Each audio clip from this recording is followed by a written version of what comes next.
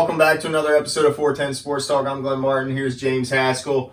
All right, so it's pick 98 in third round. We're hanging in there. We're hanging in there. They brought us back. They got us back a little bit with Duvernay, okay, because we needed help at wide receiver, and his speed is exciting. There's no doubt about it.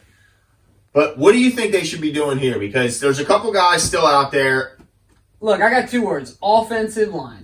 Yep. Offensive line, offensive line, offensive line. Yeah, I'm kind of surprised that they haven't gone line yet. I would not be upset at all to see here. Now, they do have one more pick in the third round at 106, so just 8 picks later, they do have another pick. I wouldn't be mad to see them go, what's his name, Gandy Golden? The wide receiver out of Liberty? Yeah, Gandy Golden, Antonio Gandy Golden. He's 6'4", 225.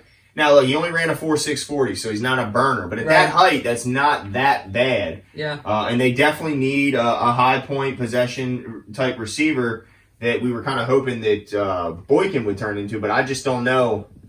I just don't know about him. You know what I mean? He took so long to develop at Notre Dame. So how long is he going to take to develop here? Right.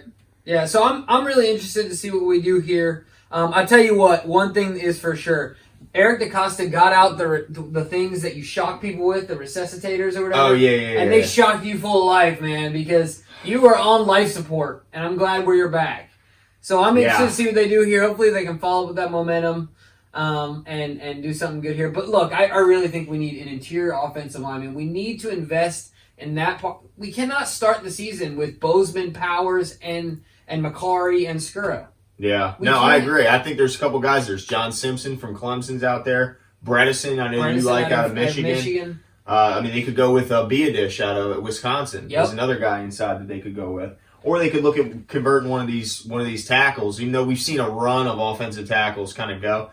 Maybe they look at an offensive tackle they think they can convert inside and go in there. Now, I will ask you this. What do you think about if they end up, correct me if I'm wrong, but Bradley Anae is still available, correct? I like it. I like it here. I think there's value here. Bradley and I, across from Matt Judon with Calais Campbell and Brandon Williams. Whew, that's scary to think about, especially with the fact that we took care of inside linebacker. I mean, that is a serious defense. Yeah. And so, I wouldn't mind that pick either. But I really think we need to find ways to make Lamar Jackson's life easier. Yes, and we have Duvernay does that, and Dobbins does that, but we got to address the big boys up front. Right. You can't. None of that goes unless they get blocked, unless they get time. We have to keep we have to win the possession battle, the time of possession battle, and doing that is converting on those 4th and shorts, 3rd and shorts. So let's see what the pick is here, ladies and gentlemen. Here we go. With the 98th pick in the 2020 NFL Draft, the Baltimore Ravens select Malik Harrison. Wow. Another linebacker. Now, I mocked him to us, This is a but very interesting prospect in Malik I'm confused as So here's what's interesting. These are going to be the 2 linebackers going forward for the next however long we can do it. Because, and then they said, we might use man, they're done with being ran on, man. Yeah. Because this guy is an absolute thumper. Yeah. And they kind of do play off each other because Queen is the faster, more coverage guy. Now he can do both. I mean, he's a 3-down guy. Malik is more strictly going to be helping in the run game. You know? Yeah. No, he's the thing I like about him is he's got that length to keep those blockers off. And I feel like that's a big part of his dominance in the run game. So I'm excited about it. It's kind of weird that we went with 2 guys that are probably going to be starters.